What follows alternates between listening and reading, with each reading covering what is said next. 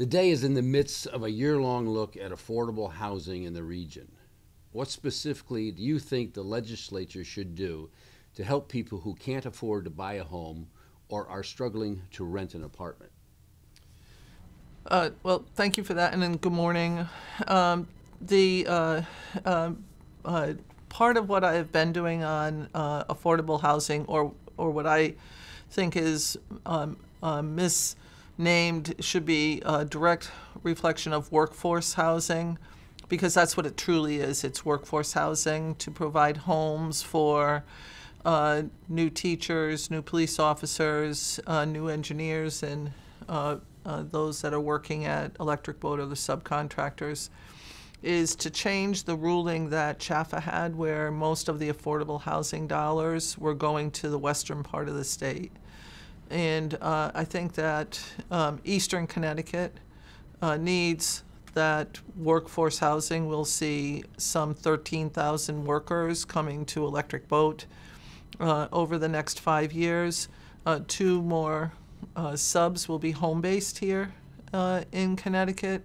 That will see an expansion.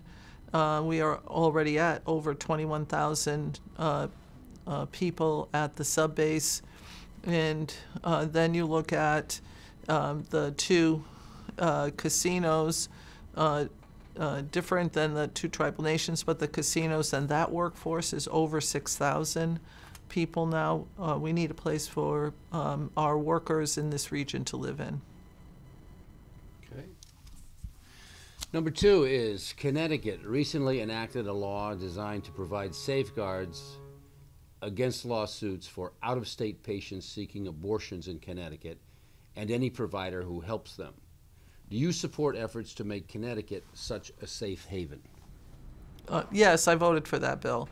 And actually, we were working on that bill before the Supreme Court decision, based on the number of laws that were populating around the country in different states. And we recognized, even before the leaked decision or the actual decision, that we were going to have to do something in order to provide people who are here in Connecticut the absolute right to choice.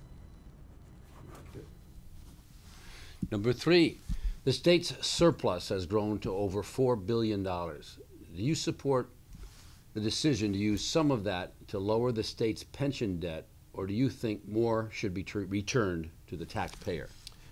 I think we're in a position to finally deal with our pension debt, and we should deal with our pension debt. That has long been an anchor on Connecticut's development. Our pension debt exceeds what it should. We had 70 years of people paying no attention to our pension debt and pushing it down the road and not doing it. And there were calls from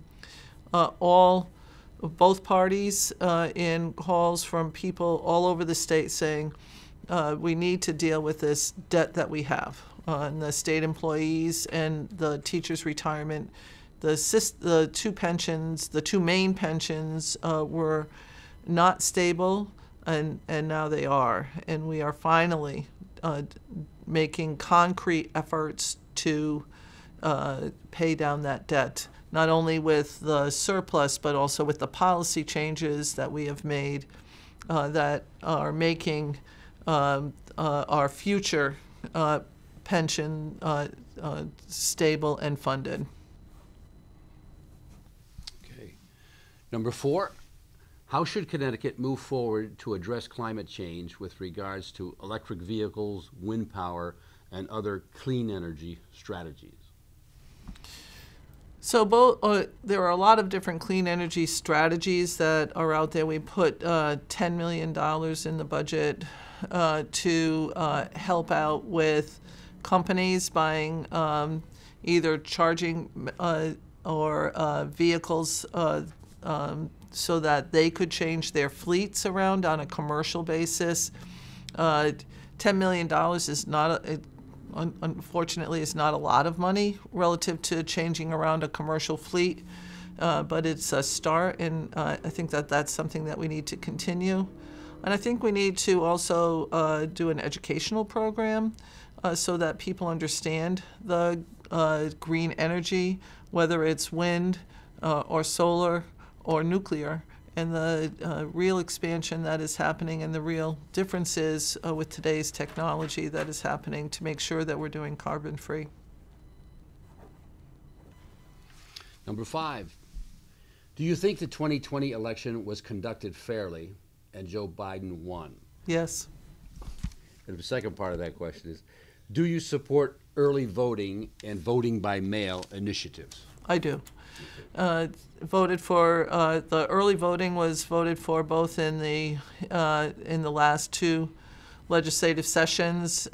We did not have a majority in the first session, so we had to vote on it again in the second session and voted for it both times. I think that we need to expand the abilities for people to vote, and early voting is done in 45 states.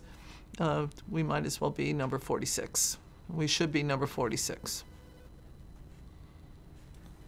And voting by mail. I think that that's another initiative that we should do. I just really think that we should provide many opportunities and make voting as safe and easy as possible. And Connecticut has a lot of safeguards in it, and we will continue with those safeguards and allow people more options. Okay, those were the 5 we asked everybody. Now, the one that I asked, and I asked your opponent this, Cathy, was as you've been campaigning this time around, you're talking to people. What do you think is the top issue our voters in your district? What's topmost on their minds, other than these things we've already talked about? Is there something that's jumping out at you? What is the main issue in Senate District 19? So my district is very large, and it's not, there is not one single issue on a local basis that is jumping out other than the 5 ones that have been talked about. People talk a lot about the national issues. But locally, what they're concerned about is to make sure that we can do something with property tax reform. I've put in a bill for the last 4 years to replenish the Mohegan-Mashantucket Pequot Fund in order to bring it back to the level it was, which would provide municipalities an ability to stabilize their property taxes so that they would not have to see an increase in them. And that's sort of broadly that.